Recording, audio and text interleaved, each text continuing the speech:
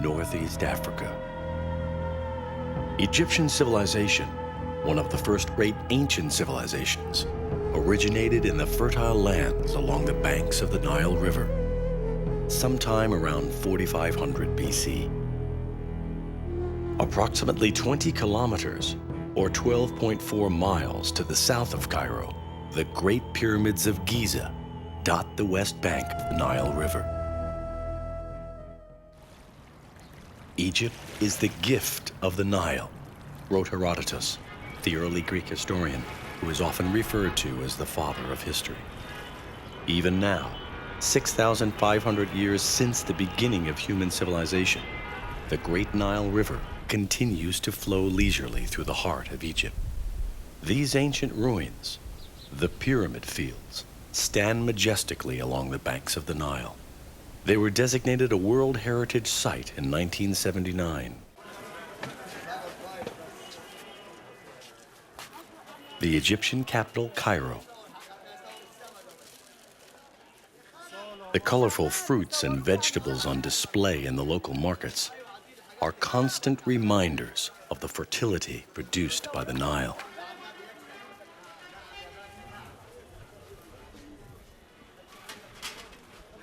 Approximately 5 kilometers, or 3 miles to the southwest of Cairo, situated in the town of Giza, they are the most famous of Egypt's monuments. These enormous four-sided structures stand just before the point where the Libyan desert runs into an oasis.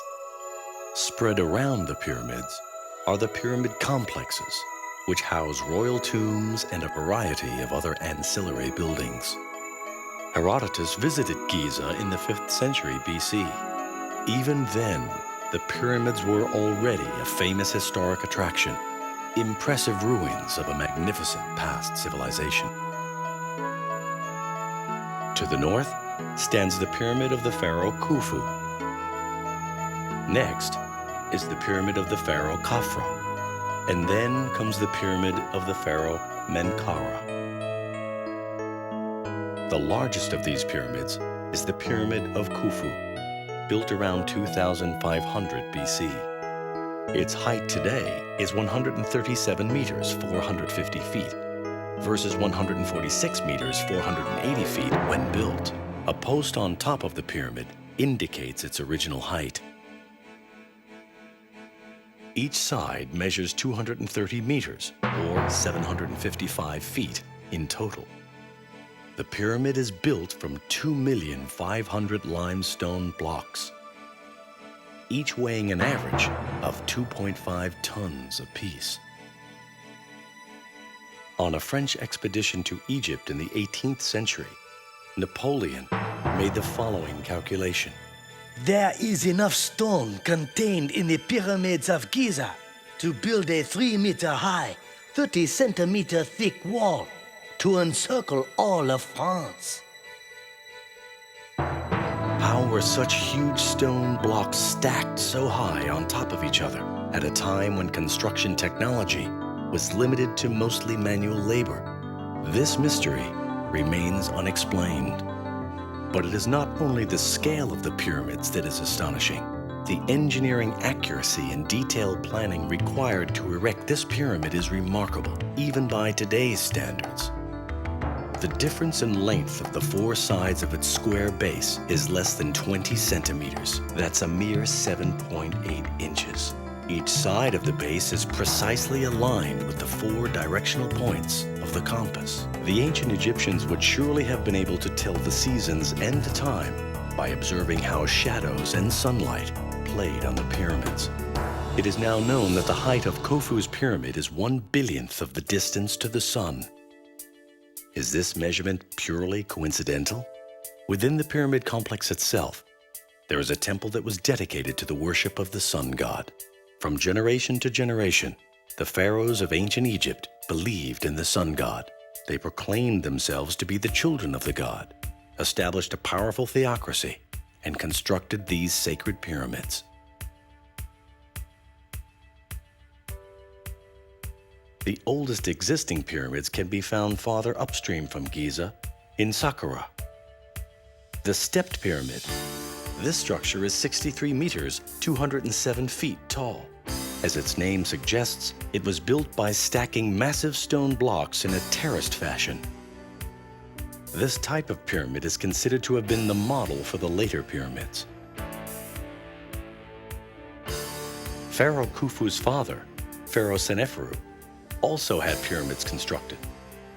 He built the bent pyramid and the red pyramid. Most interesting is the change in its angle of inclination. The incline of the lower half is 54 degrees, while the upper half is angled at 43 degrees. It is believed that a change in plan was necessitated because 54 degrees was found to be too steep an angle, causing the stone walls to crumble.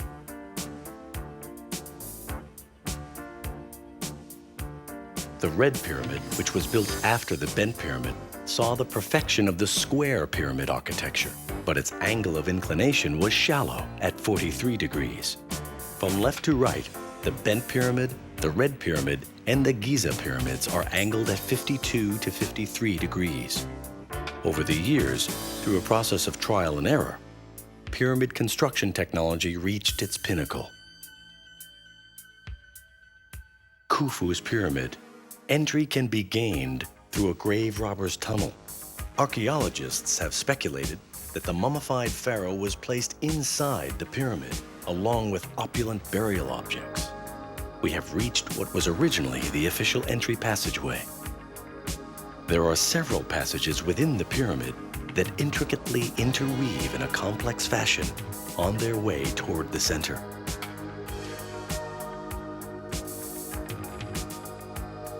Here is one of the interior rooms, the Queen's Chamber. This is thought to be a sepulchre that was specially built in case the pharaoh died before the completion of the pharaoh's chamber. And this is the pharaoh's chamber.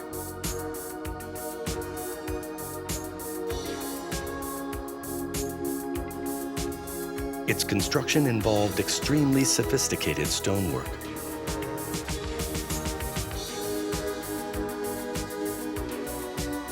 A sarcophagus was the only thing found in the pharaoh's chamber, but strangely, the sarcophagus lid is missing.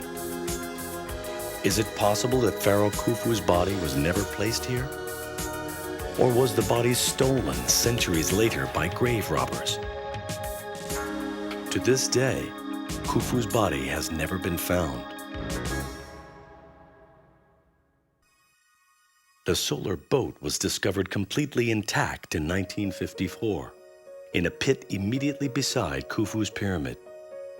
It is 43.4 meters or 142 feet long. Because it was protected in an airtight environment, the boat survived without rotting for 4,500 years. After being disassembled and buried, the pit was sealed with a lid of limestone, thus ensuring it would remain perfectly preserved. The ancient Egyptians believed that after death, the pharaohs would ride in this boat with the sun god and journey to the underworld. It was their belief that death resulted in a rebirth in the next world, where one could live for all eternity. Perhaps the pyramids, which are generally viewed as tombs for the pharaohs, may have served as massive cradles for the time when the pharaohs were to be reborn. The Great Sphinx, the guardian deity of Giza, is 20 meters or 65 feet high. The Sphinx's dignified countenance is modeled on the face of one of the pharaohs.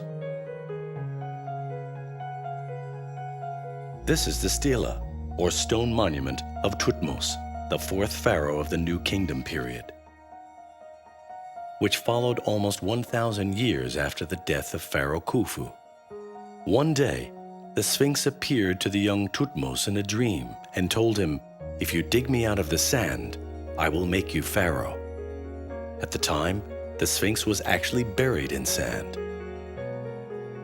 It is said that upon waking from his dream, Thutmose cleared away the sand from the Sphinx and did eventually become a pharaoh.